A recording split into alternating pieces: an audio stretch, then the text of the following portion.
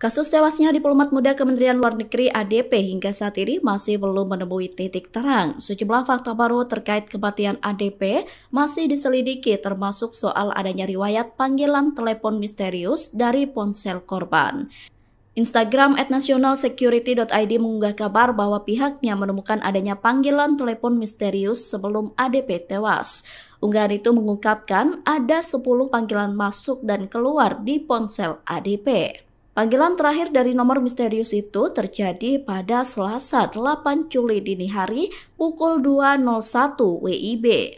Panggilan tersebut terlacak berasal dari lokasi yang tak jauh dari kamar kos ADP, yakni kawasan Gondaria Menteng, Jakarta Pusat. Nomor misterius itu terekam di enskripsi telepon seluler ADP hanya aktif 1 menit sebelum kemudian menghilang. Akun tersebut juga membongkar adanya pesan yang dikirimkan ADP ke 3 kontak diplomat senior Kemlu. Namun akun tersebut tidak menyebutkan identitas dari diplomat senior tersebut. Download Tribun X sekarang. Harus menemukan apakah ada peninggalan itu bukti-bukti lain seperti ada rambut yang tercecer atau jejak kaki. Kalau sudah diangkat berarti kan jejak kakinya menjadi semakin banyak, jejak sepatu dan lain-lain. Nah, ini yang membuat kasus ini menjadi agak sulit. Sebagai ahli kriminologi, say something, dibunuh atau bunuh diri? Menurut saya ada pihak lain yang melakukan. Menurut apa? Menurut saya ada pihak lain yang melakukan. Menurut ibu dibunuh? Begitu? Kalau dalam handphonenya tidak ada pertengkaran apapun dengan siapapun, kemungkinan dibunuh kecil ya? Menurut saya kemungkinan dibunuh itu masih ada dan sangat besar. Ya, karena orang kan kalau berantem handphone dulu, berantem chat dulu. Ya, kayak ini tidak ada, Bang Hotman. Jadi kalau orang melakukan untuk arah erotis, pasti dia juga berarti dia akan gampang melepaskan diri. Ya, ini berarti ini malah justru enggak, susah gitu. Dan dia mengikat dari leher sampai kepala. Dibunuh atau bunuh diri? Menurut saya ada pihak lain yang melakukan. Menurut ibu dibunuh? Begitu? Ya, saya melihat ada 3 perspektif yang kita bisa belajar dari kasus ini. Yang pertama terkait dengan pembunuhan. Itu yang harus diungkap lebih jauh oleh pihak kepolisian. Lalu yang kedua tentang suicide ya, tentang bunuh diri. Ini juga harus dibuktikan lebih mendetail oleh pihak kepolisian. Dan yang ketiga adalah kemungkinan racun. Ini juga bisa karena dalam beberapa jam sebelumnya korban masih sempat makan seperti itu. Nah, ini harus dibuktikan dengan toksikologi forensik ya. Jadi dari pihak kepolisian ini harus memberikan detail dari hasil penyelidikan yang dilakukan sekarang.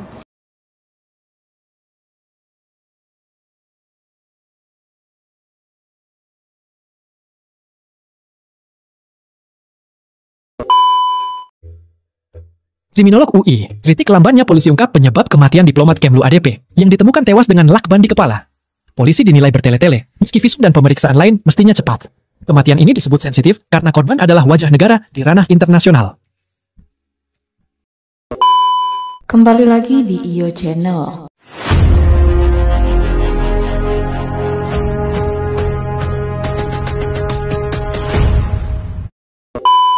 Baiklah, kali ini saya akan membahas tentang pakar telematika deja vu, bawa kasus Jessica kematian Arya Daru, pertanyakan kerja polisi. Untuk selengkapnya simak video berikut ini. Mati terus lampunya, asik. Dia seliweran lampu mati, jelas ya. Nah, nggak ada yang menganalisa sini, polisi, halo. Ini polisi ngelihat sekarang bagaimana pergerakan ini, tanda tanya nggak ini? Biasanya yang lampu tenaga matahari itu dia ada moda standby-nya di mana dia hanya nyala redup, kemudian nanti pada orang lewat baru nyala terang, tidak mati nyala kayak gini. Nah, itu perlu klarifikasi, ya polisi lah lakukan ngecek. Saya udah bagus loh nganalisa, ngebantuin polisi, lihat sini.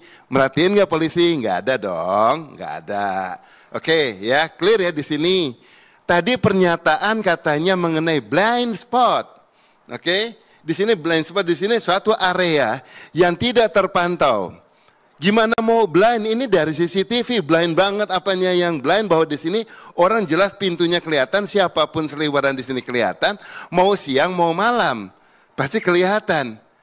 Kenapa pas giliran monitoring orang-orang yang lain yang area sini nggak kelihatan banget? Bisa jadi ada dua sebelum saya tendensius. Bisa jadi yang tersebar di masyarakat itu yang sudah terpotong, dan yang tersebar di sini adalah yang versi full. Kan kita harus lihatnya yang dari versi polisi dong, ya kan, dari versi polisi di mana harusnya versi full di sini semuanya kelihatan. Dari yang mulai ada orang-orang si seliweran tadi yang buang sampah, dianya, kemudian petugas kos yang menelpon sambil telanjang dada, dan kemudian si tukang sapunya, semuanya lewat sini, itu kelihatan. Dan siapapun yang seharian seliweran di situ harusnya kelihatan. Bagi saya ini kejadiannya apa? Deja vu. Deja vu kejadian di Jessica Wongso, deja vu kejadian di Dante yang anak kecil yang dibilang ditenggelamkan. Ya, kemudian kejadian sini.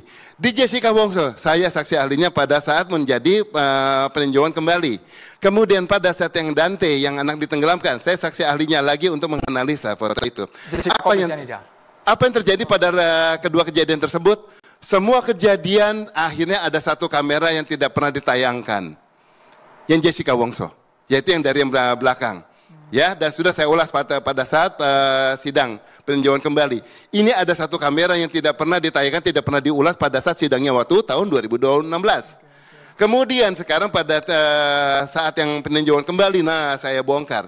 Pada saat yang kemudian si ayahnya korban menayangkan di TV One juga, ya di situ yang kemudian itu menjadi heboh karena dia punya satu yang scientific evidence katanya. Itu baru nongol dari kamera ini. Saya bilang ini kamera yang tidak pernah dibahas dari dulu. Ya hilang satu. Yang Dante yang waktu anak kecil meninggal, kamera yang dimonitor adalah yang dari jauh. Ya dari jauhnya, kemudian dari satu sisi, dari belakang pelaku. Tetapi ada dua kamera lain yang jelas-jelas ngelihat si pelaku itu dari sisi samping. Kamera nomor 5, nomor 2, saya masih ingat. Karena saya nganalisa. Tetapi itu tidak pernah dibahas di pengadilan. Kita hubungkan dengan yang ini, Pak. Nah, dihubungkan di sini sekarang ada kamera yang ada tetapi dianggap nggak ada. Yang mana, ayo? Abah yakin polisi punya rekaman yang utuh? Harusnya kalau memang niatnya baik untuk mengungkapkan, bukan untuk menuntaskan. Kalau mengungkapkan kembali di sini saya bilang kan, kalau tujuannya mengungkapkan, berarti benar-benar diungkap semuanya dari video-video yang ada, dari CCTV yang ada, ujung sana ujung sini benar-benar dipantau 24 jam dan beberapa hari sebelumnya. Tetapi kalau mau menuntaskan yang penting dianggap bunuh diri aja, dianggap dibunuh tapi orangnya nggak ketahuan. Masa gitu sih, kejadian selalu berulang lagi. Ada yang katanya, itu sudah diperiksa karena sidik jarinya semuanya itu hanya ditemukan sidik jari almarhum. Itu pertanyaan saya, Pak, ini saya benar sekali lagi tidak mendahului ya, tapi kan boleh dong penasaran gitu sebagai masyarakat. Mungkin sih Pak, kalau betul itu ada orang yang melakban seandainya, itu tapi sidik jarinya tidak nempel di lakbannya itu, bisa nggak sih Pak? Kalau saya pribadi ya, saya nggak percaya. Oke. Jadi kenapa? Kalaupun memang betul ada sidik jari hanya korban, kalau orang lain melakukan kan bisa pakai sarung tangan, bisa pakai apa yang dipersiapkan kan? Kan bisa saja kalau ini kasus pembunuhan. Dan kalau ini juga kasus namanya bunuh diri, itu kita harus melihat dari arah mana itu namanya itu dililitkan. Kemudian pada saat melilit itu bernapas kan, dia sudah itu napas kan bagaimana posisi tangan ini kan? Nah jadi saya melihat di sini memang unsur otopsi itu yang betul-betul rinci itu betul-betul dibutuhkan. Contohnya tadi kan, apakah dia masih bernapas atau sudah nggak ada seperti orang tenggelam. Yang kedua, apakah dia diberikan obat atau diberikan minum obat mungkin di mana dia menjadi tidak sadar. Kalau tidak sadar, dianya tidak sadar, bagaimana dia melibatkan kepalanya? Berarti kan ada orang melibatkan kan? Logikanya begitu kan? Kalau dia tidak sadar, menurut saya itu 100% pembunuhan. Viral seorang diplomat muda ditemukan meninggal dunia di kamar kosnya Menteng, Jakarta Pusat. Namanya adalah Arya Daru Pangayunan, umurnya baru 39 tahun, alumni hubungan internasional UGM. Dia adalah diplomat muda Kementerian Luar Negeri RI. Pernah ditempatkan di Yangon, Dili, hingga Buenos Aires. Tapi, 8 Juli 2025 pagi, jasadnya ditemukan dalam kondisi mengenaskan. Kepalanya terbungkus oleh lakban, tubuhnya tertutup selimut. Dan yang bikin aneh, kamar tempat dia ditemukan terkunci dari dalam. Gak ada tanda-tanda kekerasan, Tapi banyak yang nggak percaya ini adalah kematian biasa. Apalagi Arya dikenal sebagai sosok yang sangat berdedikasi dan sedang berada di puncak karirnya. Pihak kepolisian masih menyelidiki, Kemenlu juga menyerahkan sepenuhnya kepada pihak berwajib. UGM, kampus tempat dia belajar dulu, bahkan meminta kasus ini untuk diusut tuntas. Keluarga Arya dan istri dan 2 anaknya masih menunggu jawaban. Apa yang sebenarnya terjadi pada Arya? Apakah ini murni sakit, bunuh diri, atau ada yang disembunyikan? Nah, kalau menurut kalian gimana? Komen ya. Pakar telematika Abimanyu turut memberikan komentarnya terkait kasus tewasnya diplomat Kemenlu Arya Daru Pangayunan 39 tahun. Arya Daru sebelumnya ditemukan tewas dengan kondisi kepala terlakban pada Selasa 8 Juli 2025 lalu.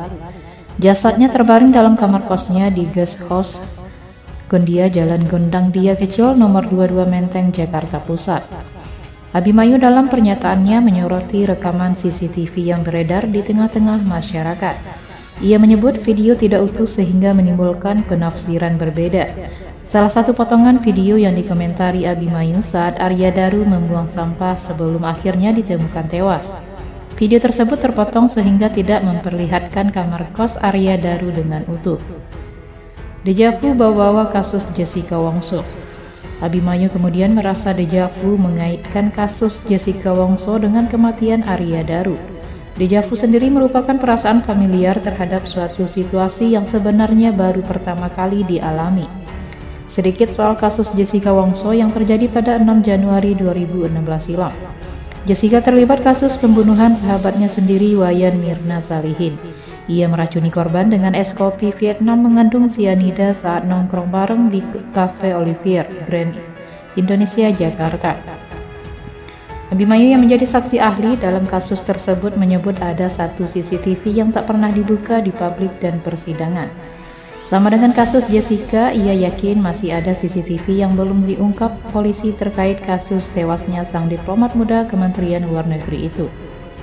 Oleh karenanya, Abimanyu meminta polisi untuk mengungkap rekaman CCTV secara utuh ke publik. Ia yakin dengan rekaman CCTV yang utuh dapat mengungkap kebenaran di balik tewasnya Arya Daru. Abimanyu lalu mempertanyakan kinerja polisi. Apakah polisi ingin menuntaskan atau hanya berniat mengungkap kasus ini? Ia yakin penyidik di institusi Polri akan segera merilis hasilnya. Itu dalam kesempatannya juga mengomentari terkait rekaman CCTV. Baginya terlalu dini masyarakat menyimpulkan kasus tewasnya Arya Daru hanya dari rekaman yang beredar.